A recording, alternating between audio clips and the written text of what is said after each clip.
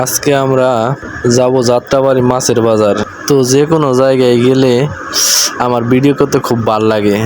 রাস্তার ভিডিও করার সময় রাস্তার পাশের এই রঙিন বিল্ডিংগুলা অপরূপ সৌন্দর্য লাগে। এখন আমরা কাশপুর ব্রিজে উঠতেছি। ব্রিজের উপর থেকে প্রাকৃতিক দৃশ্যগুলা মনোমুগ্ধকর।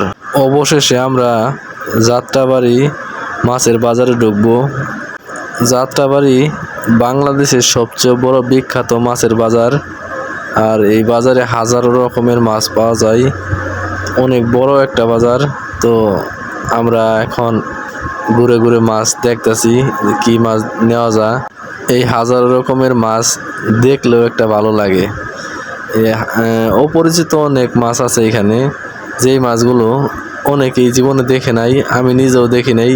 তো আমি মাঝে মধ্যে দোকানদারদের জিজ্ঞেস করি যে ভাই এই মাছটার দাম কত এবং এই মাছের নাম কি, কারণ অনেক মাছের নাম জানা নাই। তো তাই যেই মাছগুলা অপরিচিত সেই মাছগুলার নাম জিজ্ঞেস করি। অনেক হাজার রকমের মাছ। এখন আমরা মাছ কেনার জন্য দাম দর করব। আমরা মূলত মাছ কিনবো রুই মাছ।